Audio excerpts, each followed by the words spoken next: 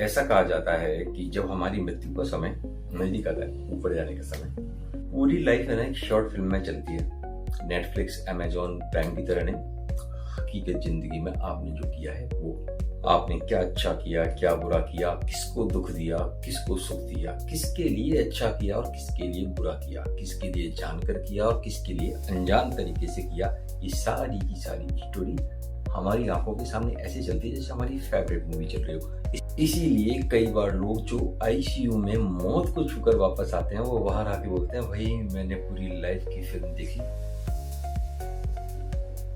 और बदल जाते हैं।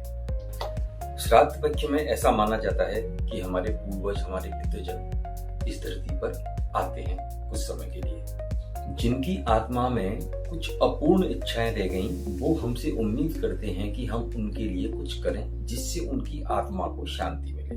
तो उनकी जो कुछ कमियां हैं वो इसके द्वारा पूरी होती हैं।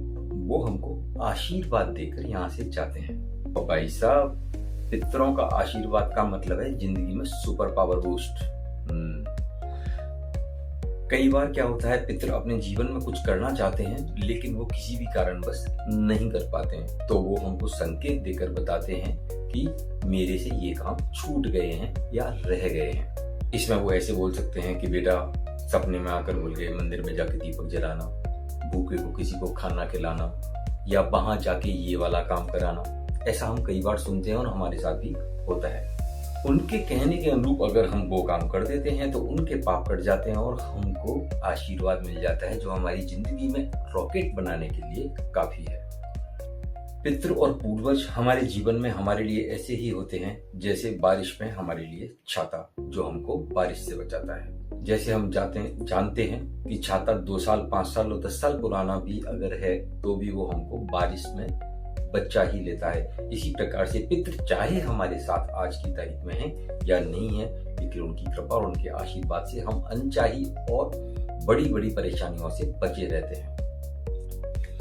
अब बात आती है कि आधे से ज्यादा लोगों को, और मेरे ख्याल से तो 90% लोगों को पता ही नहीं है कि पितृपक्ष में श्राद्ध निकाले कैसे जाएं। तो आप सोचते होंगे इसके लिए पूजा पाठ करो, यज्ञ हवन करो, पंडित जी को बुलाओ, ये करवाओ, वो करो। अरे नहीं यार, हमारे ही पितृ हैं। हमारे पितृ मतलब हमारे पापा जी, हमारे पिताजी, हमारे दादाजी, हमारे भाई, हमारी बहन, हमारी बुआ, सभी ब्लड रिलेशन में जितने भी आपके लोग हैं वो आपके पितृ में इंक्लूड किए जाते हैं। यूजुअली हमारे यहाँ मान्यता है कि श्राद्ध चाहे स्त्री का हो चाहे पुरुष का हो, भोजन पुरुष को ही प्रदान किया जाता है। लॉजिक ये है कि पुरुष के द्वारा ही संतति का निर्माण होता है और उसी के द्वारा वो भोजन वहां तक पहुंच पाता है। पितृपक्ष में आपको ज्यादा कुछ नहीं करना, पितरों को याद कीजिए। जिनकी भी तिथि उस दिन पड़ती है आपको अगर मालूम है तो उनको याद कीजिए, उनके नाम का किसी को भोजन कराइए और उनके अच्छे देवलोक गमन की प्रार्थना कीजिए भगवान से। साथ ही आपसे जो जाने और अनजाने में उनको दुख पहुंचा है और जाने और अनजाने में आपसे जो गलतियां हुई हैं उनके लिए भी आप क्षमा प्रार्थना करें। हो गया श्राद्ध। इससे क्या है, आपको कृपा भी मिल गई, उनके कष्ट भी कट गए और आपका छाता भी लग गया। आप प्रैक्टिकली इस मानसिकता के साथ इन कामों को करके देखेंगे तो भाई साहब जिंदगी रॉकेट बन जाएगी, रॉकेट। एक छोटा सा दुआ है, पितृ समान नहीं कोई उपकारी।